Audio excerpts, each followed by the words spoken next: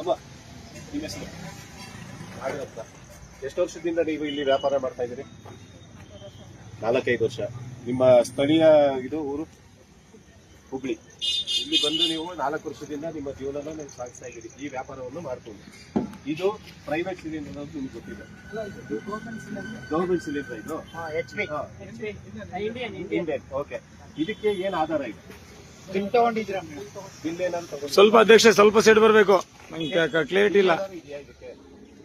ನಿಮ್ಗೆ ಯಾರು ಇದಕ್ಕೆ ಸಪ್ಲೈ ಮಾಡೋದು? ಯಾರು ಯಾರು ಯಾವ ಏಜೆನ್ಸಿ? ಅಂದ್ರೆ ನೀವು ಅಲ್ಲ ಈಗ ಅಂದ್ರೆ ನೀವು ಹೊರಗಡೆಯಿಂದ ಪರ್ಚೇಸ್ ಮಾಡ್ತಾ ಇದ್ರಿ, ನೀವು ಯಾವುದೇ ತರದ ಆಧಾರಗಳು ಇಲ್ದೇನೆ ಈಗ ಹೆಚ್ಚು ಕಮ್ಮಿ ಇದನ್ನ ತಗೊಂಡಿದ್ದೀರಲ್ಲ, ಇದಕ್ಕೆ ಡೆಪಾಸಿಟ್ 2,400 ರೂಪಾಯಿ ಕೊಟ್ಟಿದ್ದೀರಾ, ಅವ್ರಿಗೆ ದುಡ್ಡು ಕೊಟ್ಟಿದ್ದೀರಾ.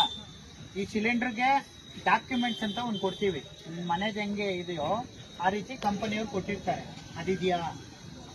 ಡಾಕ್ಯುಮೆಂಟ್ಸ್ ಇದೆಯಾ ಅಲ್ವಾ? ಡಾಕ್ಯುಮೆಂಟ್ಸ್ ಇಲ್ಲ ಅಂದ್ರೆ ಇದು ಕಳ್ತನವಾದ ಸಿಲಿಂಡರ್ ಅಂತ ಲೆಕ್ಕ ಆಗುತ್ತೆ.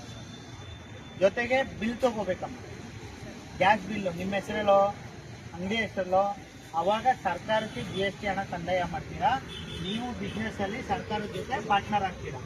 ನಿಮ್ಗೆ ಯಾರೋ ದುಡ್ಡು ಮಾಡ್ಕೊಂಡು ಹೋಗೋರಿಗೆ ನೀವು ವಿತೌಟ್ ಬಿಲ್ ತಗೊಂಡ್ರೆ, ಈಗ ಸೇಟುಗಳು ಬಿಲ್ಲಿಂಗ್ ಮಾಡಿ ತಂದು ಕೊಡ್ತಾ ಇದ್ದಾರೆ, ಅವರು ಸರ್ಕಾರಕ್ಕೆ ತೆರಿಗೆ ಕಟ್ತಾ ಇದ್ದಾರೆ, ಅದು ಸಮಸ್ಯೆ ಆಗುತ್ತೆ.